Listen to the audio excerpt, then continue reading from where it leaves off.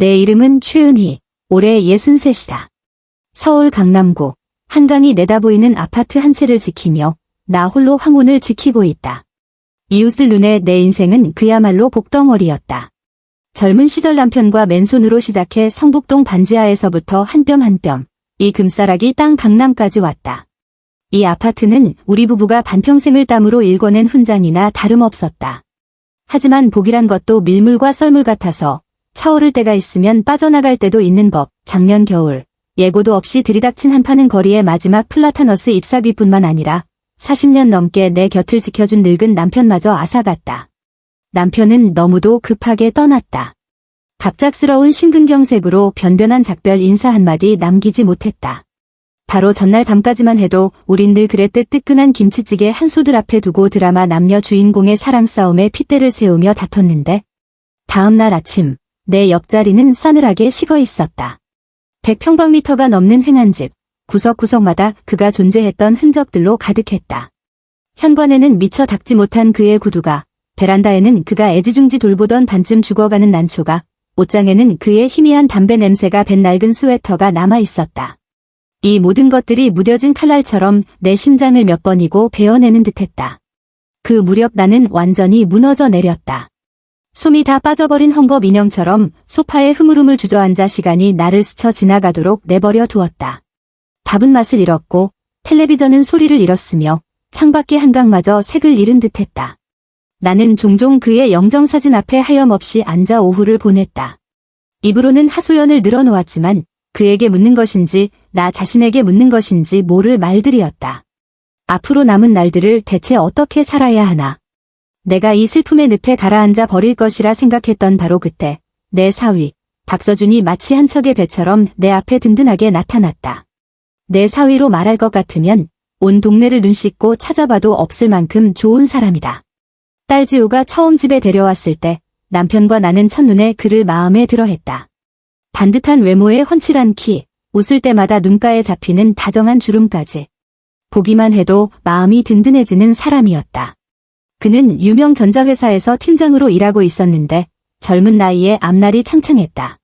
무엇보다 대기업 엘리트 특유의 거만함이 조금도 없다는 점이 가장 마음에 들었다. 나나 남편에게는 언제나 공손했고 아버님, 어머님 하고 부르는 소리가 친아들보다 더 살가웠다. 남편은 살아생전 내 손을 잡고 부엌에서 지우를 도와 설거지하는 서준을 보며 목소리를 낮춰 내게 자랑하곤 했다. 은희 씨, 저것 좀 봐. 우리 지우 사람 보는 눈이 당신 젊을 때보다 훨씬 낫다니까. 남편이 떠난 후 서준의 효심은 더욱 빛을 발했다. 그는 내가 혼자 집에 있다가 괜한 생각에 잠길까봐 거의 매일 퇴근 후 1시간이 넘게 걸리는 먼 길을 일부러 돌아왔다. 단지 나와 저녁 한 끼를 함께하기 위해서였다. 올 때마다 그의 손에는 무언가 들려 있었다. 어떨 때는 갓 나온 거봉포도였고 어떨 때는 내가 한번 흘리듯 말했던 흑임자 인절미였다. 심지어 한 번은 새조교끼를 사들고 와서는 밤에 발을 담그고 자면 잠이 잘 올 거라며 챙겨주기도 했다.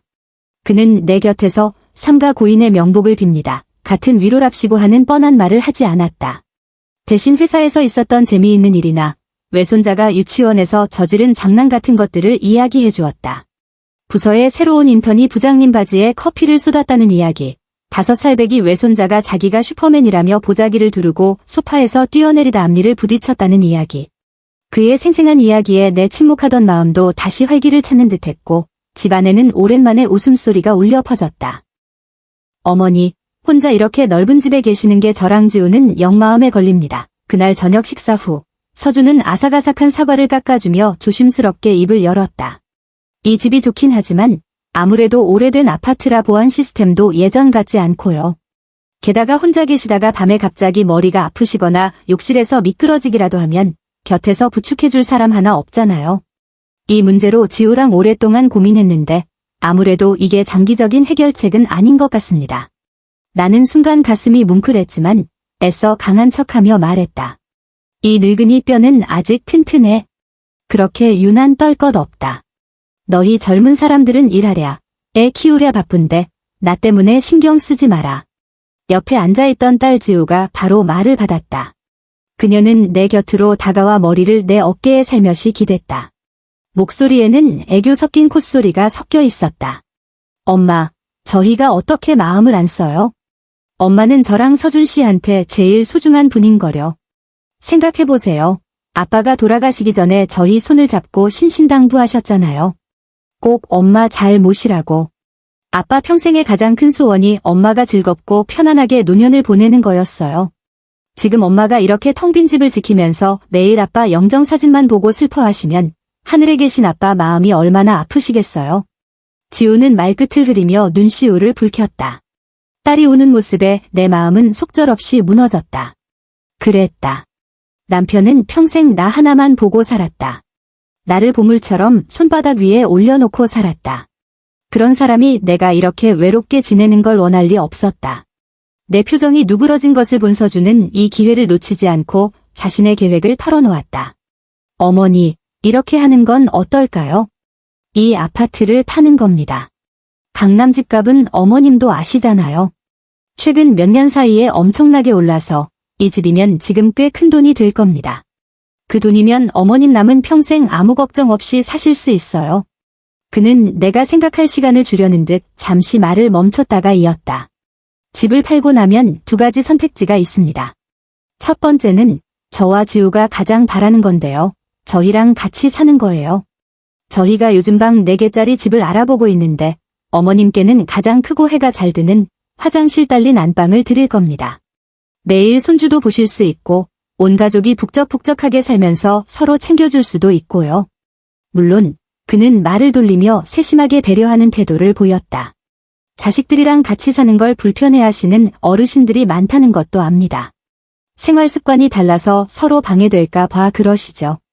만약 그게 불편하시면 그것도 괜찮습니다. 그럼 그 돈으로 서울에서 제일 좋은 실버타운을 알아봐 드릴게요. 거기 환경이나 시설, 의료 서비스는 전부 최고 수준입니다.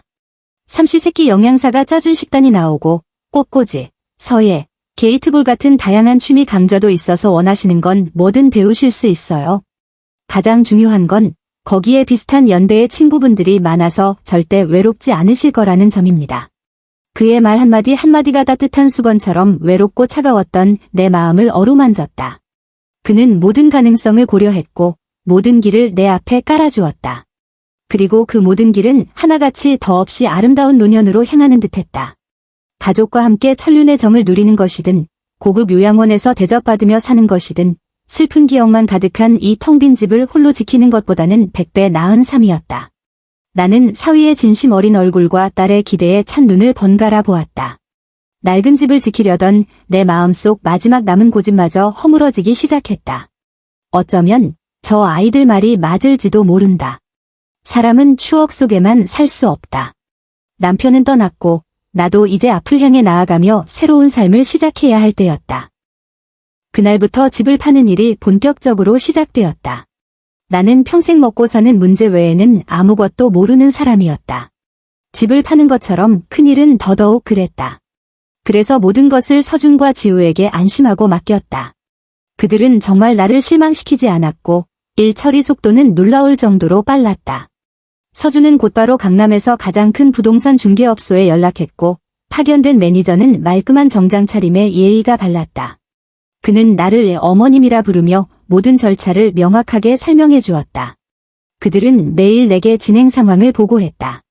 오늘은 새 팀이 집을 보러 왔고 내일은 신혼부부 한 쌍이 강한 구매 의사를 보였으며 모레는 중개인이 우리가 제시한 가격이 매우 합리적이라 거래 성사 가능성이 크다고 했다. 모든 것이 전문적이고 순조로우며 투명하게 진행되는 듯했다. 나는 아무것도 하지 않고 집에 앉아 그들이 가져오는 좋은 소식만 들으면 되었다. 집을 파는 일이 순조롭게 진행되던 중 조금은 뜻밖이지만 감동적인 일이 일어났다. 남편이 세상을 떠난 지 2달째 되던 달부터 내 은행 계좌에 매월 5일이 되면 어김없이 100만 원이 입금되기 시작했다. 나는 처음에 연금 지급에 문제가 생긴 줄 알고 은행에 직접 가서 물어보았다. 은행 직원은 한참을 확인하더니 개인 송금이라고 알려주었다. 나는 은행에서 출력해준 명세서를 들고 어리둥절한 채 서준에게 물었다. 그는 마침 접촉 불량인 스탠드를 고쳐주고 있었는데 내 질문을 듣고는 손에 든 드라이버를 내려놓고 웃었다. 그 표정은 마치 오늘 날씨를 이야기하는 것처럼 자연스러웠다. 어머니, 잊으셨어요? 이건 아버님이 살아계실 때 미리 준비해 두신 거예요. 그는 나를 소파에 앉히고 따뜻한 보리차 한 잔을 따라주며 차분하게 설명했다. 아버님은 어머님이 마음이 약하고 돈 쓰는데 계획이 없으신 걸 아셨어요? 혹시 당신이 떠난 뒤에 어머님 손에 갑자기 큰 돈이 쥐어지면 투자 사기꾼들한테 걸려들거나 어머님이 자신도 모르게 다 써버릴까 봐 걱정하셨죠. 남은 인생을 어떻게 사실지 걱정하신 거예요. 그는 들고 다니던 서류 가방에서 파일에 정성스럽게 보관된 서류 한 부를 꺼내 내 앞에 내밀었다. 그래서 살아계실 때 조용히 가족 신탁을 하나 만들어 두셨어요. 당신 예금 일부를 제게 맡기시고 제가 대신 관리하도록 하셨죠. 그리고 당신이 떠난 후부터 매달 100만 원씩 어머님께 생활비로 보내드리라고 부탁하셨습니다. 이렇게 하면 어머님 생활도 보장되고 큰 위험도 피할 수 있으니까요. 보세요. 마지막 순간까지도 어머님을 어떻게 편안하게 해드릴까만 생각하셨다니까요. 나는 돋보기를 쓰고 서류에 가까이 다가갔다. 빽빽한 법률 용어들은 한 글자도 이해할 수 없었다. 하지만 서류 맨 끝 서명란에서 나는 남편에 익숙하고 약간은 흘려 쓴 필체를 발견했다. 그 옆에는 선명한 붉은색 도장이 찍혀 있었다. 내 눈에서 눈물이 왈칵 쏟아져 나와 순식간에 시야가 흐려졌다. 이 죽일 놈의 영감탱이, 나는 목이 메어 말했다. 마음은 시큰하면서도 따뜻했고 약간의 원망도 섞여 있었다. 이렇게 큰일을 나한테 한마디 상의도 없이 날 남 취급한 거야, 뭐야? 서준은 휴지를 뽑아 건네주며 내 등을 가볍게 두드렸다. 성숙하면서도 다정한 목소리로 나를 위로했다. 어머니, 아버님은 원래 그런 분이시잖아요. 사랑을 마음에만 담아두고 입 밖으로 꺼내는 걸 쑥스러워하셨죠. 이렇게 중요한 일을 제게 맡기신 건 저를 그만큼 믿으셨다는 뜻입니다. 걱정 마세요. 저랑 지호가 아버님의 부탁을 저버리지 않고 어머님을 잘 모셔서 남은 평생 돈 걱정은 조금도 안 하시게 해드릴게요. 그 순간 내 마음속 마지막 의심 한 조각마저 완전히 사라졌다. 나는 눈앞에 책임감 있고 효심 깊고 능력 있는 사위를 보며 말로 표현할 수 없는 감사함으로 가득 찼다. 하늘이 남편을 데려간 대신 이렇게 든든한 의지처를 남겨주셨으니 나는 세상에서 가장 운 좋은 장모라고 생각했다. 그 후로 나는 더욱 마음 편히 딸과 사위의 보살핌을 받았다. 지우는 거의 주말마다 외손자를 데리고 나를 보러 왔고 작은 집은 아이의 웃음소리로 가득 찼다. 서준은 집을 파는 모든 번거로운 일을 도맡아 하며 나를 조금도 신경 쓰게 하지 않았다. 그는 각종 서류를 가져와 내게 검토를 받으며 내가 알아들을 수 있는 쉬운 말로 각 조항의 의미를 참을성 있게 설명해 주었다. 덕분에 나는 모든 상황을 파악하고 있으며 존중받고 있다는 느낌을 받았다. 그들이 내게 그려준 노년의 모습은 점점 더 선명하고 매력적으로 다가왔다. 집을 팔고 나면 큰돈이 은행에 들어오고 나는 매달 남편이 남긴 내 사랑의 생활비뿐만 아니라 두둑한 이자 수입도 받게 될 터였다. 그러면 노인 대학에 등록해 평생 배우고 싶었던 꽃꽂이와 동양화를 배우고 동네 할머니들과 실버 여행단을 꾸려 제주도에 유채꽃을 보러 가거나 설악산에 단풍 구경을 갈 수도 있었다. 심지어 서준의 회사에서 주최하는 가족 여행에 따라가 유럽 구경을 하며 이국적인 풍경을 즐길 수도 있었다. 솔직히 나는 내 남은 인생이 이렇게 걱정 없이 세심한 보살핌을 받는 복을 속에서 지나갈 것이라고 거의 믿고 있었다. 얼마 지나지 않아 완벽한 구매자를 찾았다.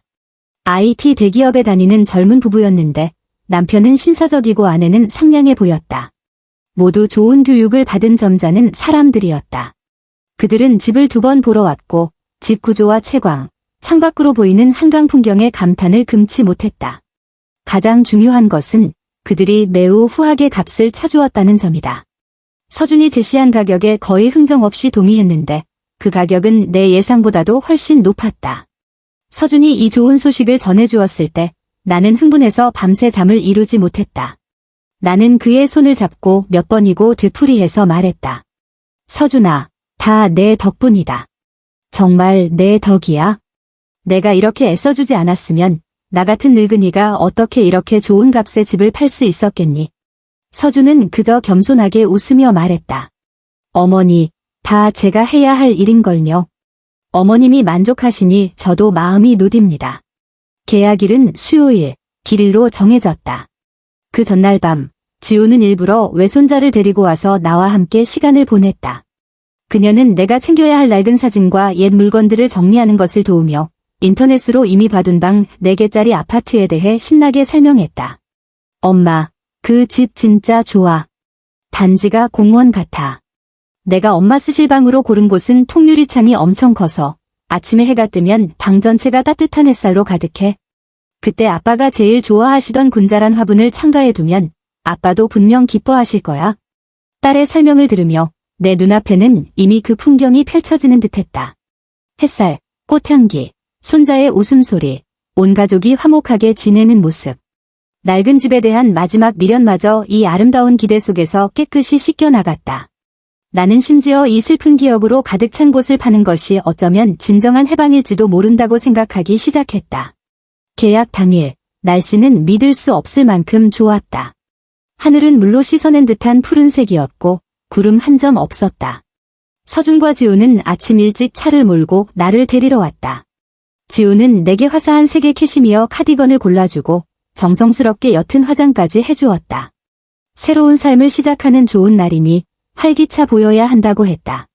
나는 거울 속에 비친 혈색 좋고 눈빛마저 빛나는 내 모습을 보며 순간 10살은 젊어진 것 같은 착각에 빠졌다. 부동산 중개업소에 가기 전 마지막으로 처리해야 할 절차가 하나 있었다. 규정에 따라 집주인인 내가 직접 은행에 가서 이 아파트에 대한 완전한 소유권을 증명하는 자산증명서를 발급받아야 했다. 서준이 세심하게 말했다. 어머니, 이런 잔심부름은 가지 마세요. 바깥 햇볕이 너무 강해요. 신분증이랑 도장만 주시면 제가 대신 다녀오겠습니다. 나는 손을 저어 그의 호의를 거절했다. 왜인지 모르겠지만 그 순간 내 마음속에서 이상한 고집이 솟아올랐다. 아니다, 내가 말했다. 이 집은 내 아버지와 내가 벽돌 한 장, 동전 한 푼 모아 마련한 곳이야. 이 마지막 발걸음은 내 손으로 직접 떼고 싶다. 그래야 과거와 제대로 된 작별을 하는 셈이지. 내 말투에는 거절할 수 없는 단호함이 묻어 있었다.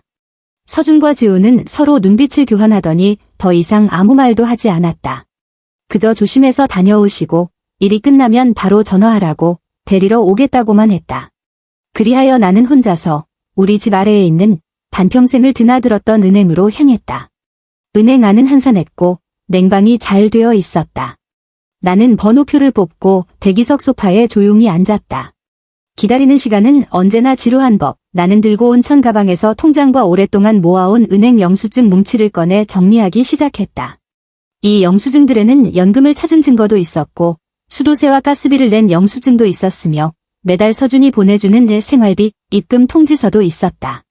나는 한 장 한 장 꼼꼼히 살펴보며 이렇게 세심한 사위 덕분에 내 생활이 이토록 빈틈없이 잘 돌아가는구나 하고 다시 한번 감탄했다. 나는 이 영수증들을 월별로 순서대로 정리하고 업무를 본 뒤에 낡은 것들은 분쇄기에 넣어버릴 생각이었다. 바로 그때 내 손끝이 통장 가장 안쪽에 끼워져 있던 약간 구겨진 낡은 영수증 한 장에 닿았다. 이 영수증은 작년 언젠가 무심코 끼워 넣은 것 같았다. 깊숙이 박혀 있어서 계속 눈에 띄지 않았던 것이다. 나는 그저 그것을 꺼내 다른 영수증들과 함께 정리하려고 했을 뿐이었다. 하지만 내 시선이 무심코 영수증 위의 정보에 닿았을 때 내 심장은 무언가의 예고 없이 얻어맞은 것처럼 쿵 하고 한 박자를 건너뛰었다. 송금인 이름란에 선명하게 세 글자가 찍혀 있었다. 이재성. 그 뒤 괄호 안에는 두 글자의 메모가 있었다. 월세. 이재성. 이 이름은 너무나 익숙했다. 우리 아랫집에서 작은 카페를 하던 그 젊은이가 아닌가? 키는 작고 항상 검은 뿔테 안경을 썼으며 사람을 보면 수줍게 웃던 청년. 가까이 살아서 가끔 엘리베이터에서 마주치곤 했는데 그는 언제나 깍듯하게 내게 허리 숙여 인사했다. 그런데 내 기억이 분명하다면 그는 작년 봄에 강남의 가게와 집을 모두 정리하고 부산 고향으로 결혼하러 돌아갔다. 떠나기 전에 일부러 우리 집에 들러 남편과 내게 작별 인사를 하고 직접 로스팅한 원두 한 상자를 선물로 주었다. 내 머릿속이 윙 하고 울렸다. 마치 말벌에 쏘인 것 같았다. 월세. 이재성이 우리 집에 월세를 냈다고? 이게 어떻게 가능하지? 우리 집을 언제 남에게 세를 준 적이 있었단 말인가? 강렬한 불안감이 덩굴처럼 내 마음속에서 빠르게 자라나 내 온몸을 휘감았다. 야른 영수증을 쥔 내 손이 주체할 수 없이 미세하게 떨리기 시작했다. 나는 억지로 심호흡을 하며 스스로를 진정시켰다. 당황하지 마. 분명 뭔가 잘못됐을 거야. 동명이인일 수도 있고 은행 시스템에 오류가 있었을 수도 있어. 나는 돋보기를 쓰고 그 영수증을 눈앞에 바짝 갖다 대고 다시 자세히 들여다보았다. 이체 금액 100만 원. 이 숫자는 시뻘게 달아오른 쇠꼬챙이처럼 내 눈을 하나는 휘찔렀다. 100만 원. 이건 서준이 매달 내게 보내주던 내 생활비 금액이 아닌가? 한 푼도 틀리지 않았다. 내 심장이 미친 듯이 뛰기 시작했고 피가 관자놀이를 쿵쿵 울렸다. 나는 고개를 번쩍 들고 영수증 맨 위 작은 글씨 이체 날짜를 뚫어져라 쳐다보았다. 그것은 내가 평생 잊을 수 없는 날, 우리 남편이 구급차에 실려가 다시는 돌아오지 못하기 한 달 전의 날짜였다.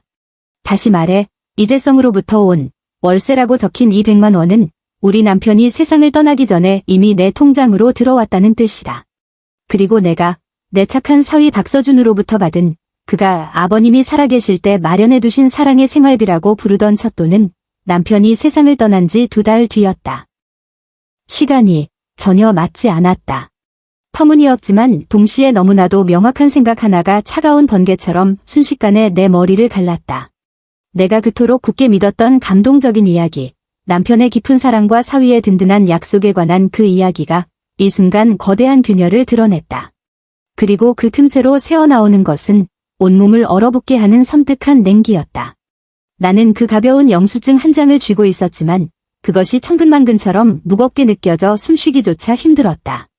나는 소파에서 비틀거리며 일어나 무작정 창구로 다시 달려가 그 영수증을 유리 칸막이에 탁 소리 나게 내려놓았다. 아가씨, 제발, 빨리 좀 확인해 주세요. 내 목소리는 흥분으로 날카롭고 쉬어 있었고 주변 몇몇 사람들이 나를 쳐다보았다. 이 이재성이라는 사람이 저한테 보낸 모든 이체 내역을 뽑아주세요. 처음부터 끝까지 하나도 빼놓지 말고요. 그리고 박서준이라는 사람이 저한테 보낸 모든 이체 내역도요. 전부. 당장. 지금 바로요. 젊은 창구 직원은 내 험악한 표정에 잠시 놀랐지만 이내 빠르게 키보드를 두드리기 시작했다. 은행 로비는 조용했고 오직 프린터에서 나는 지익 소리만이 텅 빈 공간에서 유난히 날카롭게 들렸다. 그 소리는 마치 작은 토비 한 개까지 팽팽해진 내 신경을 조금씩 잘라내는 것 같았다. 1장, 2장, 3장. 긴거래 내역서가 마치 하얀 독사처럼 프린터에서 천천히 기어나와 마침내 얼음장처럼 차가워진 내 손 위로 떨어졌다. 나는 고개를 숙여 한 글자 한 글자 읽어 내려갔다. 단 한 번 쳐다보았을 뿐인데 나는 세상이 빙빙 돌고 눈앞이 캄캄해지는 것을 느꼈다. 온몸의 피가 얼음 조각처럼 굳어버리는 듯했다. 거래 내역서에는 검은 글씨로 명백하게 기록되어 있었다. 나에게 한치의 환상이나 요행도 허락하지 않았다. 작년 초부터 이재성이라는 이름의 계좌에서 매월 5일 정확한 시간에 내 계좌로 100만 원이 입금되었다. 모든 거래의 적요란에는 분명하게 두 글자가 적혀 있었다. 월세. 이 기록은 더도 말고 덜도 말고 정확히 12달 동안 계속되었다. 마지막 입금은 우리 남편이 세상을 떠난 바로 그 달이었다. 그리고 기록은 한 달 동안 끊겼다. 이어서 남편이 세상을 떠난 지 2달째 되던 달부터 송금이 다시 시작되었다. 다만 송금인의 이름이 이재성에서 내 착한 사위 박서준으로 바뀌었을 뿐 이체 금액은 여전히 100만 원, 이체 날짜도 여전히 매월 5일. 유일하게 바뀐 것은 거래 적요였다. 그 눈에 거슬리는 두 글자가 월세에서 생활비로 바뀌어 있었다. 나는 사람들로 붐비는 은행 로비 한가운데 서 있었다.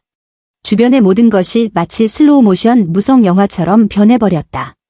사람들의 대화 소리, 번호 호출기의 안내음이 모두 멀어져 갔다. 내 세상에는 오직 손에 든 몇 장의 가벼운 종이와 그 위에 나란히 찍힌 두 줄의 이체 기록만이 존재했다.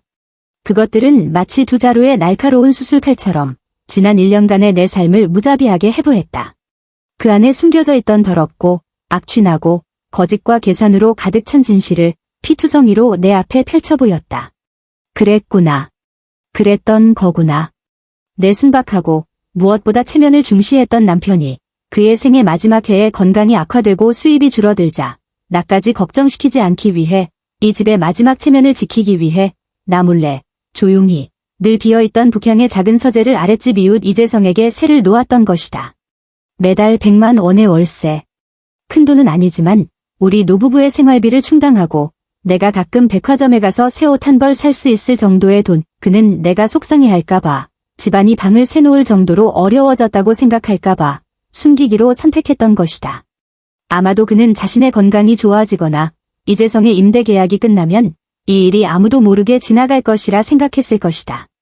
하지만 그는 그날을 기다리지 못했다. 그는 너무나 갑작스럽게 아무런 말도 남기지 못하고 떠났다. 그리고 내 착한 사위, 내가 친아들처럼 여겼던 박서준은 내가 가장 슬프고 가장 약하고 가장 정신없을 때 어떤 경로를 통해서인지 아마도 남편의 유품을 정리하다가 그 임대차 계약서를 발견했거나 우연히 은행 거래 내역을 보았을 것이다. 나에게 속한 이 명백한 비밀을 발견했다. 그런데 그는 어떻게 했을까? 그는 즉시 내게 진실을 말하지 않았다.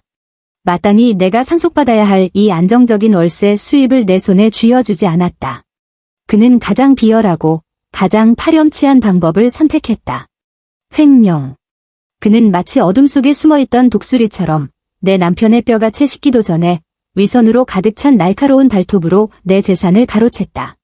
그는 한편으로는 이재성이 매달 지불하는 월세를 태연하게 자신의 주머니에 넣으면서 다른 한편으로는 자신의 계좌에서 똑같이 매달 100만 원을 내 통장으로 보내며 그럴듯하고 감동적인 거짓말을 꾸며냈다. 어머니, 이건 아버님이 살아계실 때 마련해 두신 거예요. 어머님이 돈을 함부로 쓰실까봐.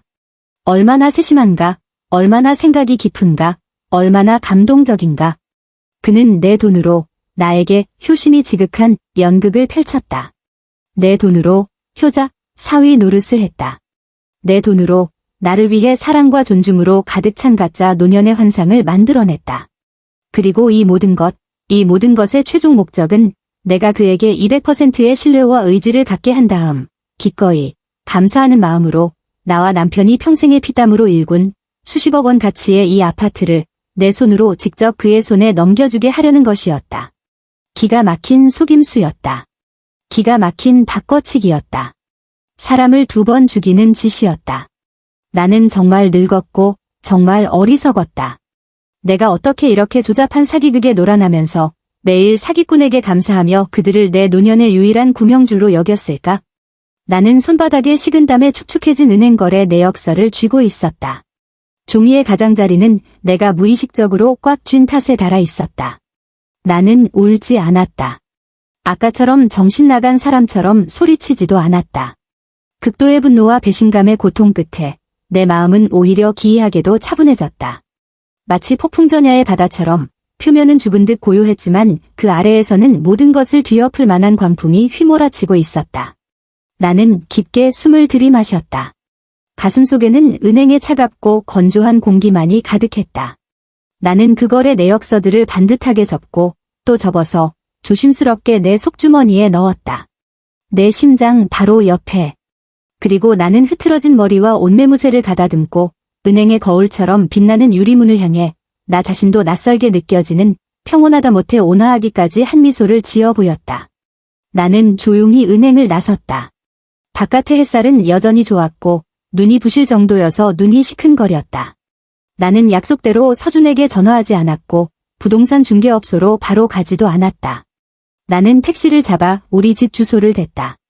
차를 타고 가는 내내 나는 한마디도 하지 않고 차창에 기댄 채 빠르게 스쳐 지나가는 거리 풍경을 바라보았다. 강남의 번화함은 여전했고 하늘을 찌를 듯한 빌딩들, 세련된 옷차림의 남녀들은 평소와 다름없이 활기찼다. 하지만 내 눈에는 이 모든 것이 두꺼운 회색 필터를 씌운 것처럼 너무나도 허위적이고 비현실적으로 보였다. 집에 돌아와 문을 열자 딸과 사위가 나란히 거실 소파에 앉아 있는 것이 보였다. 그들의 얼굴에는 감출 수 없는 희색이 만연했다. 테이블 위에는 잘라놓은 과일과 예쁜 다과가 놓여 있었다. 아마도 내가 돌아오기를 기다렸다가 그들의 소원을 완전히 이뤄줄 계약서에 서명하러 함께 가려던 모양이었다. 엄마, 오셨어요. 왜 이렇게 오래 걸렸어요? 자산증명서는 다 떼셨죠. 지우는 나를 보자마자 작은 새처럼 다가와 다정하게 내 팔짱을 끼고 소파로 이끌었다. 서준도 일어서며 그의 트레이드마크인 온화하고 점잖지만 지금 내게는 역겹기 짝이 없는 미소를 지었다. 어머니, 고생하셨습니다. 어서 앉아서 쉬세요. 물 한 잔 드시고요. 지우랑 저랑 얼마나 기다렸는지 몰라요. 밖에서 더위 드실까 봐 걱정했습니다. 그는 미리 따라놓은 온도가 딱 맞는 보리차 한 잔을 내게 건넸다. 그 걱정스러운 눈빛, 그 부드러운 말투는 몇 시간 전과, 아니 지난 1년 내내 그랬던 것과 똑같았다. 흠잡을 데가 없었다. 하지만 지금 나는 그의 얼굴을 보자 속이 울렁거렸다. 한때 효심, 신뢰, 책임감으로 가득 차 있다고 믿었던 그 얼굴이 이제 내 눈에는 웃음주름 하나하나의 탐욕이 숨어있고 눈빛 하나하나의 계산이 번뜩이는 것으로 보였다. 나는 그 찻잔을 받지 않고 그저 옅게 그를 훑어본 뒤 거절할 수 없는 어조로 말했다. 응, 다 처리했다. 그런데 갑자기 생각난 게 있는데 집에 아주 중요한 서류가 하나 있어. 그걸 좀 찾아야겠다. 계약할 때 필요할지도 몰라. 무슨 서류요, 엄마? 그렇게 중요해요? 어디에 두셨어요? 제가 찾아드릴게요. 지우는 이 중요한 시점에 무슨 문제라도 생길까 봐 긴장하며 물었다. 아니다. 내 물건이니 내가 직접 찾을게. 나는 그녀의 손을 가볍게 뿌리치고 곧장 내 침실로 들어가 찰칵 소리를 내며 문을 닫았다. 그들을 바깥에 남겨두고 물론 서류를 찾으려는 게 아니었다. 나는 그저 가슴속에서 곧 터져나올 것 같은 엄청난 분노와 증오를 다시 꾹꾹 눌러 담을 독립적인 공간이 필요했을 뿐이다. 나는 침대 머리맡으로 가서 남편의 영정사진을 들고 손가락으로 액자 속 그의 온화한 미소를 몇 번이고 부드럽게 쓰다듬었다. 영감, 하늘에서 다 보고 있지? 당신이 가장 믿었던 착한 사위, 당신이 가장 아꼈던 귀한 딸, 그들이 어떻게 한패가 되어서 당신이 나한테 남겨준 이 늙은이를 속이려 드는지. 걱정 마, 내가 늙었어도 남에게 당할 만큼 어리석지는 않아. 우리 평생의 피땀을 누구도 내 손에서 빼앗아 가지 못하게 할 거야. 당신은 하늘에서 똑똑히 지켜봐. 내가 어떻게 우리 집을 지켜내는지. 나는 침실에서 10분을 꼬박 머물렀다. 거울을 보며 내 표정을 반복해서 연습했다. 내 얼굴에서 어떤 틈도 보이지 않을 것이라고 확신할 때까지. 내가 다시 문을 열고 나갔을 때 내 얼굴은 예전의 평온하고 자애로운 모습으로 돌아와 있었다. 거실의 지호와 서주는 기다리다 지친 기색이 역력했다. 내가 나오자 서주는 즉시 일어나 손목시계를 보며 재촉했다. 어머니, 찾으셨어요? 이제 슬슬 출발해야 할 것 같습니다. 중개인이랑 구매자분들이 기다리실 거예요. 응, 찾았다. 나는 고개를 끄덕이고 속주머니에서 천천히 반듯하게 접힌 은행거래 내역서를 꺼냈다. 나는 그들의 의아한 시선 앞에서 그것을 가볍게 흔들며 미소 지었다. 바로 이거야. 가자. 다른 사람들 오래 기다리게 하지 말고. 두 사람은 내 손에 들린 것이 무엇인지 제대로 보지 못했다. 그저 부동산 관련 낡은 서류라고 생각했을 것이다. 내가 드디어 출발할 준비가 된 것을 보고 그들은 의심 없이 환하게 웃으며 내 양옆에서 나를 부축하고 문을 나섰다. 그 모습은 마치 즉위식을 앞둔 여왕을 호위하는 것 같았다. 부동산 중개업소로 가는 길, 차 안의 분위기는 유난히 가볍고 즐거웠다. 지우는 신나게 핸드폰을 보며 자기가 저장해둔 유럽 여행 정보를 내게 보여주었다. 집을 판 돈을 받으면 나를 데리고 프랑스에 가서 라벤더를 보고 이탈리아에 가서 젤라토를 먹을 계획을 제잘거렸다. 서주는 운전을 하면서 세심하게도 내게 최신형 안마의자를 먼저 살지 아니면 새집 침실의 침대를 더 편안한 라텍스 매트리스로 바꿀지 물었다. 그들은 앞다투어 내게 호화롭고 행복한 노년의 그림을 그려주었다. 나는 한마디도 하지 않고 차가운 차창에 머리를 기댄 채 빠르게 스쳐 지나가는 거리 풍경을 바라보았다. 강남의 번화함은 여전했고 고층 빌딩과 세련된 상점들은 올 때와 똑같았다. 하지만 내 눈에는 이 모든 것이 곧 막을 내릴 한편의 부조리한 연극처럼 보였다. 그리고 나는 무대 위의 주인공이자 무대 아래 유일하게 정신이 말짱한 관객이었다. 고차는 부동산 중개회사가 있는 건물 아래에 부드럽게 멈춰 섰다. 웅장한 오피스 빌딩이었고 중개업소 사무실은 꼭대기층에 있었다. 거대한 통유리창 너머로 서울의 절반이 한눈에 들어왔다. 진짜 가죽 소파, 값비싼 예술품, 공기 중에는 갓 내린 커피와 고급 향수가 뒤섞인 냄새가 감돌았다. 구매자인 젊은 부부는 이미 도착해 있었고 상냥한 표정으로 말솜씨 좋은 중개인과 담소를 나누고 있었다. 우리 일행이 들어서자 모두 즉시 일어나 환한 미소로 우리를 맞았다. 어머님, 오셨습니까? 이쪽으로 앉으시죠. 중개인이 상석의 의자를 정중하게 빼주었다. 최 여사님, 안녕하세요. 구매자 부부도 매우 예의 바르게 내게 허리 숙여 인사했다. 나는 미소로 그들에게 고개를 끄덕이고 서준과 지우의 호의를 받으며 위엄 있게 거대한 계약 테이블의 상석에 앉았다. 서준은 모든 것을 장악한 장본처럼 능숙하게 중개인과 구매자에게 몇 마디 인사를 건넨 뒤 그의 값비싼 서류 가방에서 미리 준비해둔 두꺼운 계약서 뭉치를 꺼내 내 앞에 밀었다. 어머니, 보세요. 이게 최종 정식 계약서입니다. 모든 조항은 저와 지우가 한 글자 한 글자 다 확인했고 저희에게 아주 유리하게 되어 있으니 걱정 마세요. 어머님은 여기, 그리고 여기에 성함을 쓰시고 도장만 찍으시면 됩니다. 그는 금색 만년필로 내가 서명해야 할 곳들을 가리키며 가벼운 어조로 말했다. 그의 눈에는 곧 성공을 거두리라는 숨길 수 없는 흥분의 빛이 번뜩였다. 지우도 다가와서 어릴 때처럼 다정하게 내 손을 잡고 부드럽게 약간은 재촉하는 듯한 어조로 말했다. 엄마, 서명하세요. 서명만 하면 우리 이제 과거와 완전히 작별하고 새로운 삶을 시작할 수 있어요. 사무실 안 모든 사람의 시선이 내게 쏠렸다. 내가 그 펜을 들어 모두를 기쁘게 할 그 이름을 쓰기를 기다리고 있었다. 나는 그 두꺼운 계약서를 보지도 않았고 그 금색 만년필을 잡지도 않았다. 나는 그저 천천히 은행에서 출력해온 그 거래 내역서를 주머니에서 꺼냈다.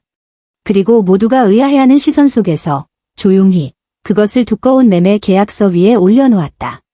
내 동작은 느리고 가벼웠지만 어찌된 일인지 사무실의 뜨겁고 기대에 찬 분위기는 내 돌발 행동에 얼어붙은 듯 순식간에 조용해졌다.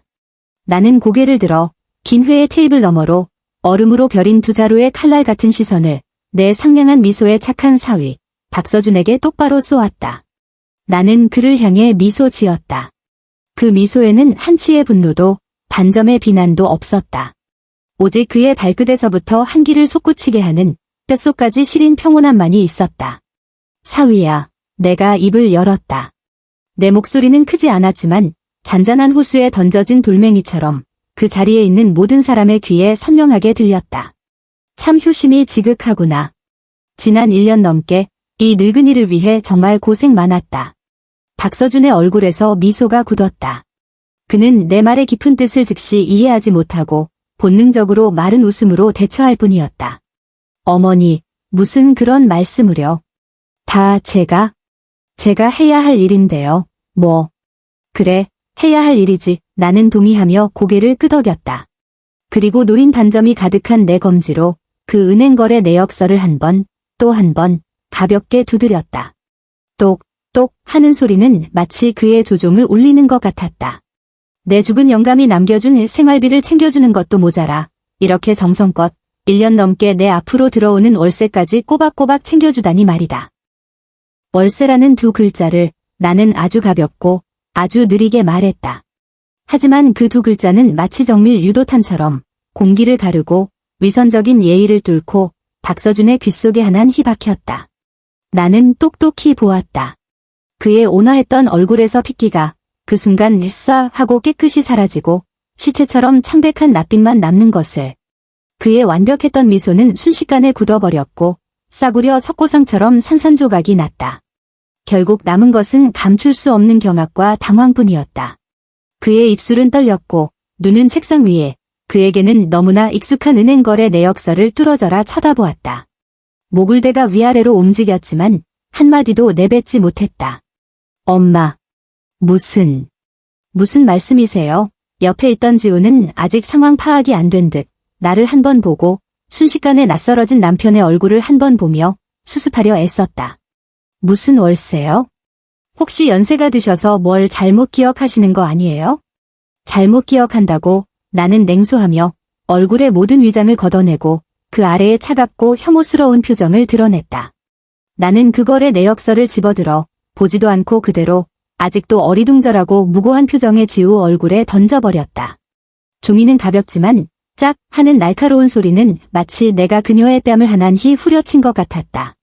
내년 눈으로 똑똑히 봐. 눈 크게 뜨고 제대로 보라고.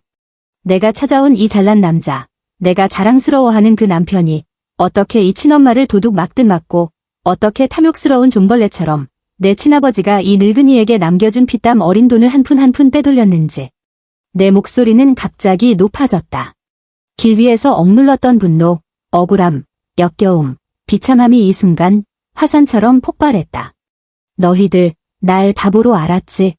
내가 늙고 정신이 없어서 아무것도 모를 줄 알았어? 날 마음대로 조종할 수 있는 도구로 부자가 되는 디딤돌로 생각했지. 너희는 내 월세를 챙기면서 내 돈으로 가식적인 효도를 하고 이 유일한 안식처를 팔도록 나를 구슬렸어. 너희들 양심은 어디 갔냐?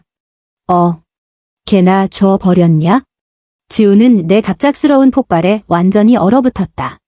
그녀는 떨리는 손으로 바닥에 떨어진 종이 몇 장을 주웠다.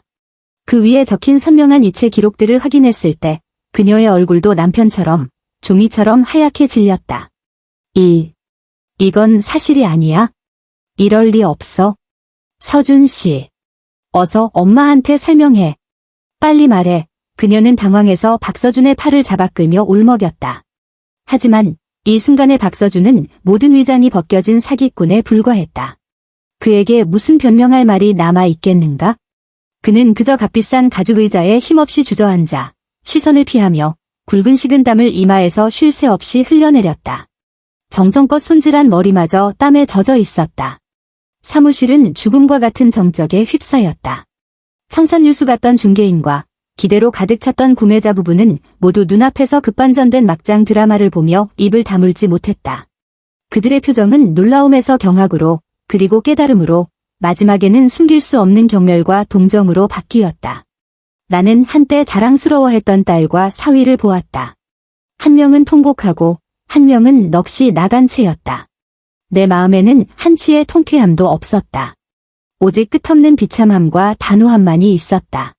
나는 깊게 숨을 들이마시고 온 힘을 다해 그들에게 그리고 그 자리에 있는 모든 사람에게 한 글자 한 글자 명확하게 선언했다.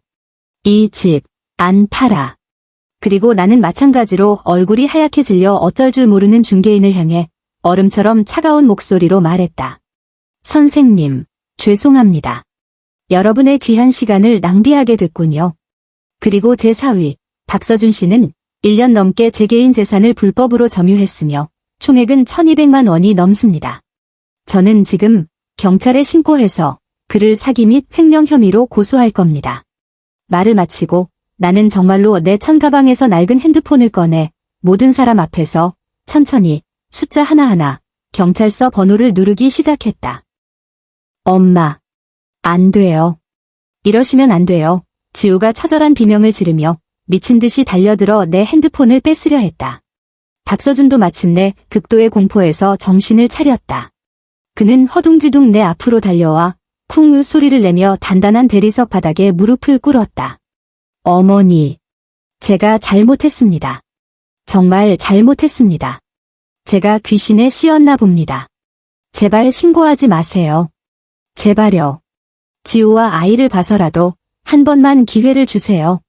돈은 다 돌려드리겠습니다. 2배, 3배로 갚겠습니다. 그는 내 다리를 붙잡고 눈물 콧물을 쏟으며 애원했다. 평소에 그 말끔한 엘리트 모습은 온데간데 없었다. 하지만 나는 그저 차갑게 위에서 그를 내려다볼 뿐이었다. 한때 내가 그토록 믿고 의지했던 남자가 지금은 집 잃은 개처럼 내 발 아래 무릎 꿇고 있는 모습을. 내 마음은 한강의 겨울물에 천년은 잠겨 있었던 돌덩이처럼 차갑고 단단했다. 경찰이 곧 도착했다. 서울 전체가 내려다 보이는 그 호화로운 사무실에서 모든 사람 앞에서 나는 사건의 전말을 그 철통 같은 증거인 은행거래 내역서와 함께 하나부터 10까지 차분하고 명확하게 제복을 입은 2명의 경찰관에게 설명했다. 박서준과 최지우는 사람들의 경멸과 동정, 구경하는 시선 속에서 체면을 완전히 구기고 마치 죄인처럼 경찰서로 연행되어 추가 조사를 받았다. 그날 나는 내 인생에서 처음으로 그렇게 강경하고 그렇게 단호하고 그렇게 무정했다. 결과는 의심의 여지가 없었다. 명백한 증거 앞에서 박서준의 어떤 변명도 무력했다.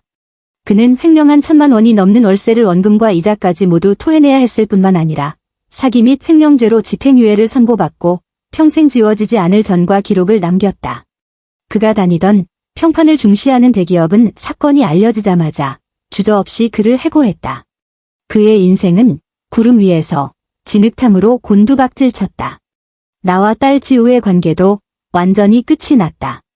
나는 그녀의 공모와 배신을 용서할 수 없었고 그녀는 내가 직접 그녀의 남편을 경찰서로 보내고 그녀가 자랑스러워했던 완벽한 가정을 파괴한 것을 받아들일 수 없었다. 그 소동이 끝난 후 그녀는 나를 한 번 찾아왔다. 눈은 호두처럼 퉁퉁 부어 있었다. 그녀는 내게 꼭 그렇게까지 해야 했냐고, 모녀의 정은 조금도 생각하지 않았냐고 따져 물었다. 나는 그저 평온하게 그녀를 바라보며 말했다. 처음에 너희 부부가 한패가 되어 이 집을 차지하려고 나를 바보 취급했을 때 너희는 모녀의 정을 조금이라도 생각했었니? 얼마 지나지 않아 지우와 박서준은 이혼했다. 직장을 잃고 오점을 남기고 정신적으로 무너진 남자와 그에게 완전히 실망하고 환상이 깨진 여자의 결혼 생활은 결국 채울 수 없는 탐욕에 의해 완전히 무너져 내렸다. 나는 그들이 집에 남겨둔 모든 물건을 귀천을 가리지 않고 상자에 담아 화물차를 불러 그들이 새들어 사는 작은 아파트 건물 아래에 그대로 버렸다. 이 집에 그들이 남긴 흔적이 단 하나도 남지 않았을 때 나는 모든 창문을 열어 맞바람이 모든 불운을 쓸어가게 했다. 그 순간 나는 길고 긴 한숨을 내쉬었고 다시 태어난 것 같은 기분을 느꼈다. 나는 다시는 집을 팔 생각을 하지 않았다. 이곳은 나와 남편의 뿌리이자 내 마지막 보루였다. 나는 어디에도 가지 않을 것이다. 나는 돈을 들여 집을 안팎으로 새로 단장했다. 무겁고 낡은 가구들을 모두 바꾸고 벽은 밝은 아이보리색으로 칠했다. 한때 이재성에게 세를 주었던 어두운 북향의 서재는 벽을 터서 햇살이 가득한 온실로 개조하고 온갖 종류의 식물로 가득 채웠다. 깨끗한 유리창을 통해 햇살이 들어와 모든 잎사귀에 금빛 테두리를 둘러주었고 집 전체가 밝고 따뜻해졌다. 그 후 나는 정식 중개업소를 통해 집에 비어있던 다른 손님방을 지방대학에서 가 서울로 대학원에 진학한 젊은 커플에게 세를 주었다. 그들은 예에 바르고 분수를 알았으며 항상 자신들의 공간을 깨끗하게 정리했다. 거실에서 나를 마주치면 언제나 이모님, 이모님 하고 살갑게 불렀다.